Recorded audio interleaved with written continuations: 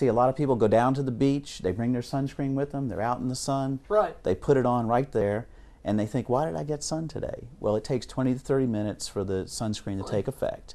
And then by 2 hours, it's worn off, and you need to reapply every 2 hours while you're out. Interesting. Now, I know there are some sunscreens that are water resistant and other ones that are not. Should they be using water resistant ones? Yes, because you need something that's water resistant and sweat proof, that kind of thing. And a lot of the better ones are these days. You know, you're not going to run into some that are going to be washing off. But if you're in the water frequently, it might be safer to reapply. Okay.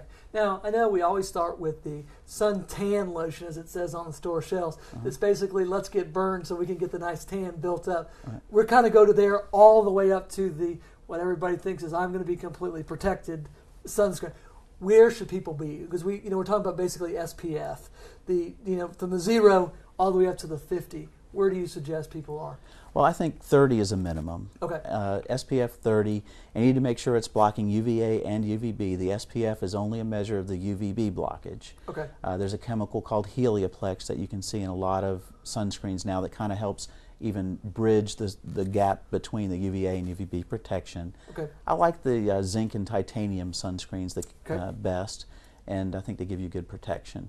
And then I tell a lot of people the higher the better, especially for fairer-skinned patients, because the thickness of the application of the sunscreen plays a role in the actual SPF that you're getting. Now, what about the kids? I know that's always that question. There are specific ones out there for kids. Should parents be using those, or does it matter? Do they need to buy the specific kid ones? Well, I think probably it lends to peace of mind, but I think that I think the zinc and titanium sunscreens are good for the kids. You want to combine that with physical protection, staying in the shade, and being out of the midday sun as much as possible. Okay.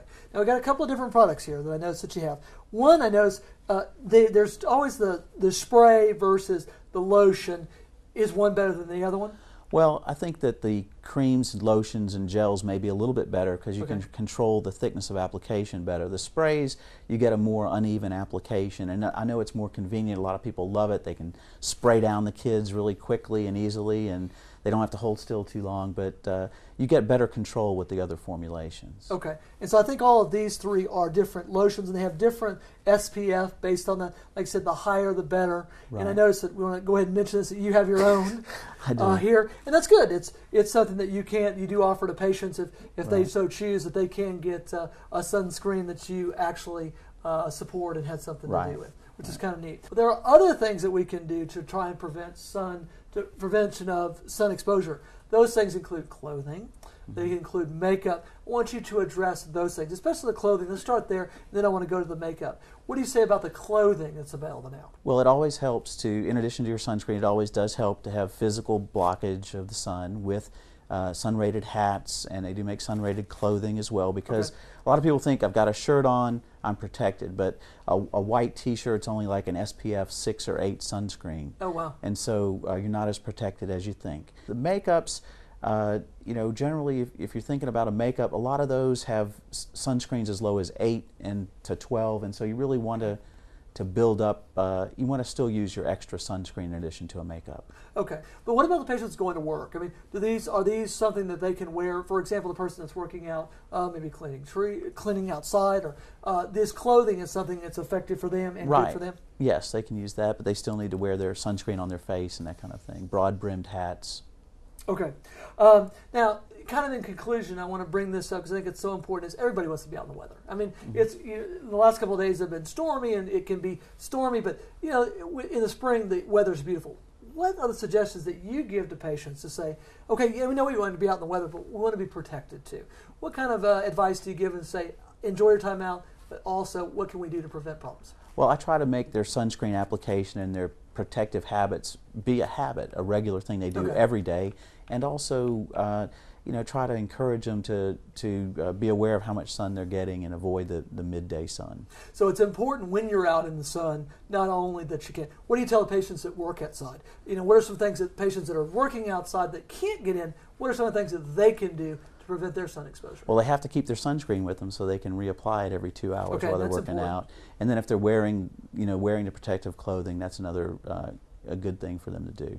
And you may not know this. A lot of patients, for example, that are working outside, they have corporate clothing. I mean, they're required to wear corporate stuff. What do you tell those patients? Because I think that's a huge issue that gets brought up too. Well, you know, I haven't encountered a lot of that actually, but you know, it's most people are not as aware of it and not as inclined to want to go with the clothing yet. But I think it's an increasing trend, and I think we'll see more of that in the future. And I think the company should get on board and try to help their workers if they are outside. All right, well, we're going to take a break here. We've had a great discussion about skin cancer. We'll be right back to close up the show. Welcome back to Health in Today's Woman.